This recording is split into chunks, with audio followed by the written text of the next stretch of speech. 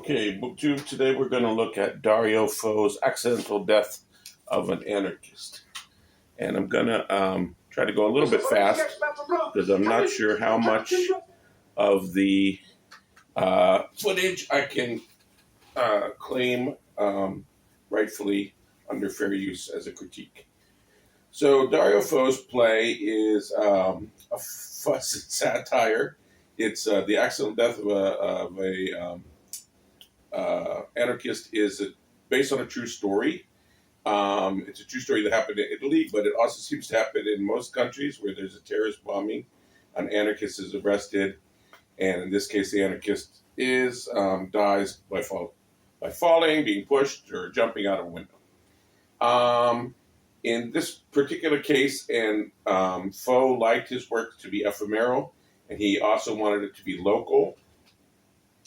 And so in this particular filming, they use Allende and Pinochet, for example, in this part with the journalist lady here. Anyway, we start off with the maniac who's about to enter in disguise, and he's sort of immune from prosecution because he's insane. And what he does is he basically pulls a inspector general. He finds out that there's been this incident and there's going to be a judge coming to interrogate the police. And so he disguises himself as the judge. This is his third disguise. This is after the judge. And he basically puts the police through crazy interrogations and gets them to confess. And so there's a lot of great role play there. Plays within plays, that sort of stuff, meta theater, all that great stuff.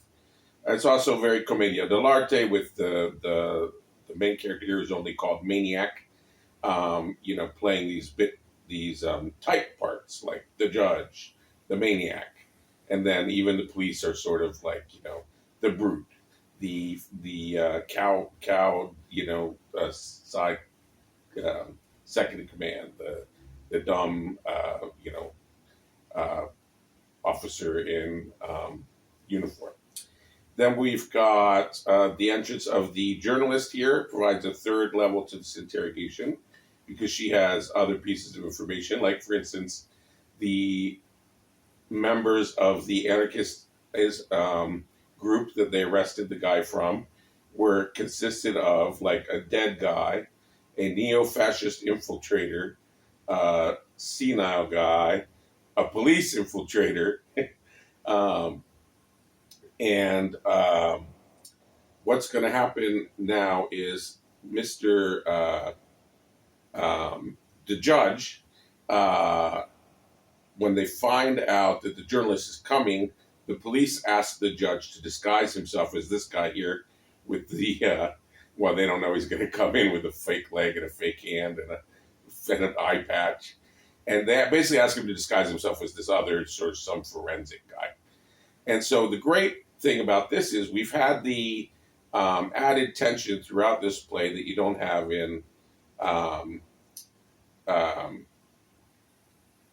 bomb that doesn't go off, as the Hitchcock says, from, like Inspector General. You've got the problem that the actual judge might show up at any time, and when he does, he's going to out this guy, right? Here he comes with his eye also injured. And the comedy is augmented because this guy, the real judge, is going to be like, hey, and when he's got a fake bomb, so that's funny too, a mock-up that they made of the terrorist bomb.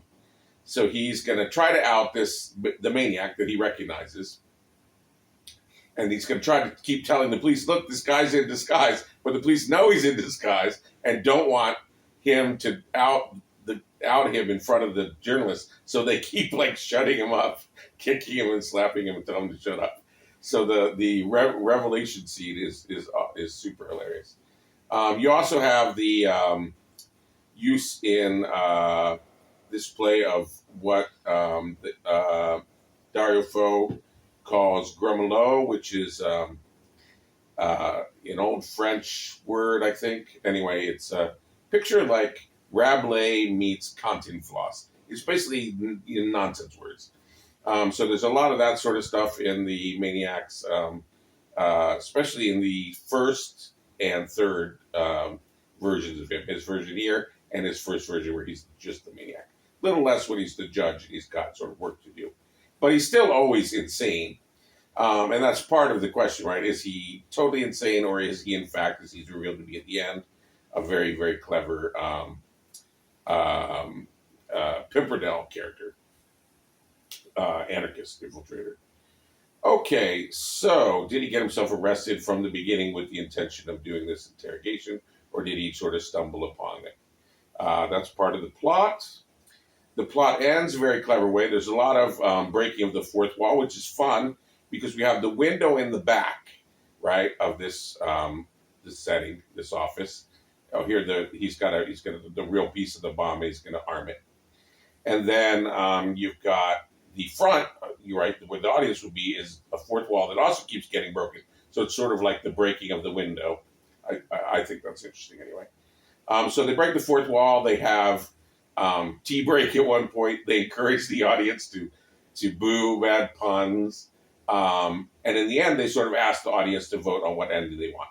Because these police get tied up and the bomb is set to go off. And she's given the key to save the corrupt police officers by unlocking them, or running out and saving herself and leaving them to die when the bomb presumably is going to go off. We don't know what's going to happen. And there's an interesting ending, possible ending, of course it depends what the audience votes, that is presented in this filming, where she does end up freeing the police officers, and they immediately tie her up because she knows too much.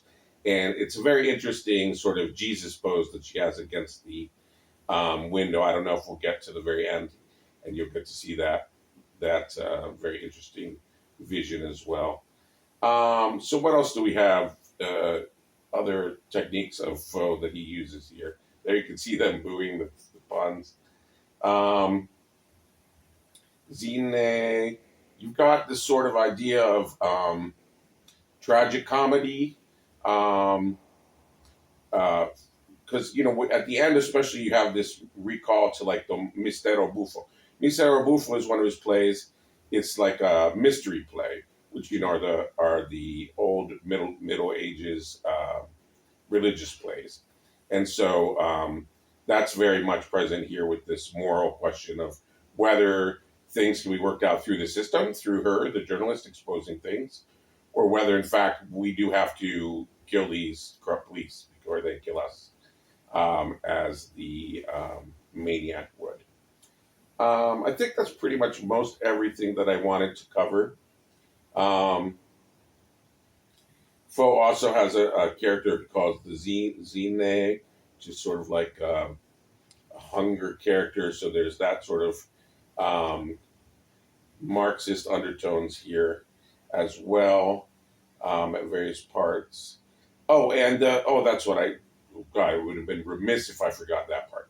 So the other super added interest of this journalist coming in the last part is by adding this option of the system working it out and the other information that she brings.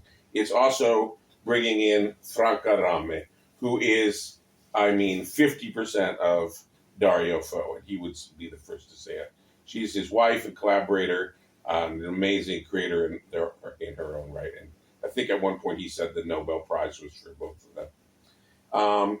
His other great play is Can't Pay, Won't Pay, where the grocery bills get too high, the women just sort of take all the groceries.